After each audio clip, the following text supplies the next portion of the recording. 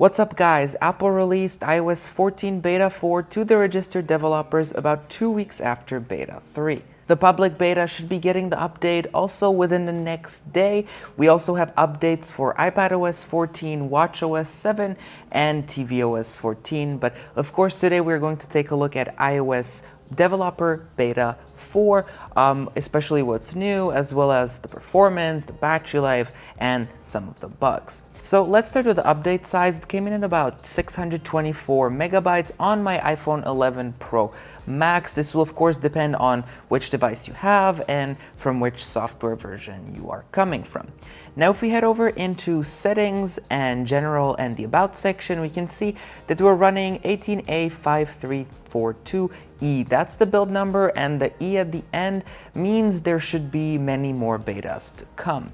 Now scrolling a little lower, we can see that the modem firmware was also updated to 1.50.23. So if you had any connectivity issues, then they might be fixed in this beta.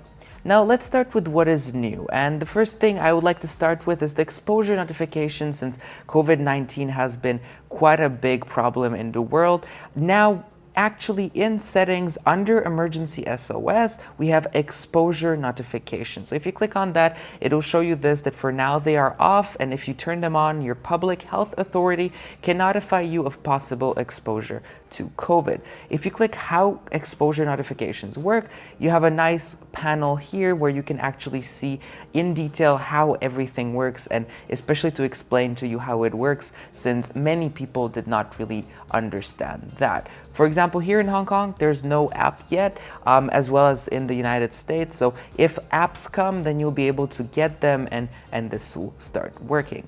Now, many of the other fixes are related to the widgets. And so if we start with widgets, when I updated, they loaded instantly. I had no issue whatsoever. Everything showed up correctly. I had no problems there.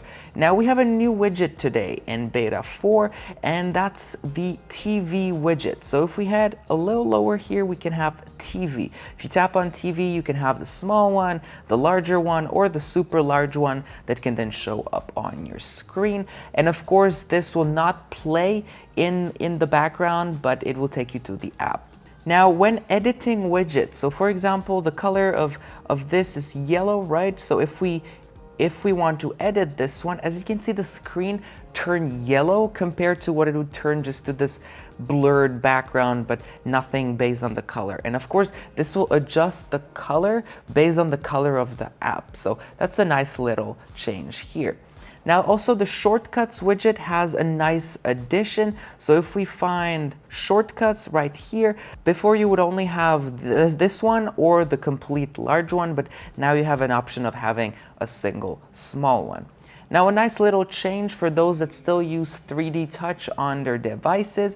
3D Touch is now working again. Apple temporarily disabled it on Beta 3, but now they explicitly said that it should be working again. A nice little change in Apple Music is also here. So if you would be browsing for music, let's say let it load up. If you were browsing for some music, then now when you completely quit out, it's actually going to open up where you left off. So if I stay in Listen Now and quit the application, go back, it's going to be in Listen Now. If I go to Radio, open up the radio, quit the app, go back, it's still in radio. So now it will actually remember the tab where you left off. Also, the new weather widget is going to be showing warnings for tropical storms, hurricanes, tornadoes, or anything like that. So that's a nice little change here, but of course I cannot demonstrate that. In Spotlight Search, you can now, when you search, let's say you search for hello, you will actually have more choices here, where in the past it would be just simple and not really show up everything. So that's a nice little change, greatly improving Spotlight Search. Now regarding bugs, the main app that had the most bugs out of all was the Messages app. Firstly, when typing in the Messages app, it would sometimes freeze and you'd keep typing and it would pop up. Secondly, when opening the app, sometimes it would not load the new messages, even if you got a notification. And thirdly, when opening the app, sometimes it would just freeze and crash completely. Now, I couldn't recreate any of these in beta 4, so for now it seems like this was fixed. Otherwise, I didn't experience any other major bugs like this. Now, what about the performance and battery life? So performance is really good on beta 4. It seems fast, feels smooth, the animations are really good, and it just generally feels good, and I don't see any stutter or lag or anything like that. Now, regarding battery life, for now, it seems to be the same, but of course I only had this update for a few hours, so I don't really know about how the battery life is affected. But if we open up for what it was on beta 3, as you can see, the battery life was not bad at all. So I am happy with how it is. The battery life, of course, should get a little better or stay the same, and battery life going from beta 2 to beta 3 was really good, so we can see a nice improvement here as well. So should you update? I definitely think that you should update. If you had any of the bugs or issues with widgets, then you should definitely update. Looking at battery life and performance, it should be better or about the same, so there's really no reason why you should not update.